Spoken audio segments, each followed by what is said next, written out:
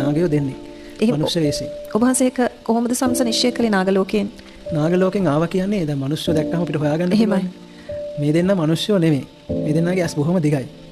යාළුවෝ දෙන්නෙක්ගේ වයස වුණාට එක්කෙනෙක් බැගෑ පැත්තලා හිටියා හරියට. ඒ ඇවිල්ලා මගෙන් වචනයක් කතා කරෙත් නැහැ. මං වැස්සේ අතු ගගා හිටියේ. ඉදලා දෙන්න කිව්වා. දැන් සාමාන්‍යයෙන් අවසරයි සෝන්ස ඉදලා දෙන්න පුළුවන්ද මං අතු ගන්නද එහෙම මොකුත් නැහැ. එයා ඒක දැනගෙන ආවේ. ඇවිල්ලා අතු ගාලා දීලා කන්ද දිහා බලාගෙන ඉඳලා ගියා. වචනයක් කිව්වේ නැහැ. ඒ ස්වභාවය උස ඇස් එහෙමයි මං දැකලා නැහැ. එයාලා ඇවිල්ලා අපිට අතු ගාලා දීලා හරි උදව්වක් කරලා හරි එයාලත් යම් අනතුරකින් ගැලවෙන්න ආපු වගේ මට පෙවුනේ. ඉතින් අර ඒ වගේ අත්දැකීම් මම ඉතින් පොඩි ගොඩක් සංසලා ඉන්න මට වඩා ලොකු අත්දැකීම් තියෙනවා. හැබැයි ඒව ගැන හිතන්න එපා. මම කියන්නේ දැන් දේවාල ගාන යනවනේ කට්ටිය පූජාවක් තියන. එතන කවදාවත් දෙවරු නැහැ. කපු මහත්තුරු විතරයි ඉන්නේ. හරිද? ඇත්තම දෙවියෝ දකින්න ඕන නම් පන්සිල් අටසිල් රකින්න. සද්දෙවිඳු පවා කියන්නේ වඳිනවා කියලා මේ හතර පොයේට මේ අපි කියන අහස් කූරු ගැහුවා වගේ හැමතැනම මේ දෙවරු යනවා. සතරවරන් දෙවරු සහ පිරිස. හොයමි.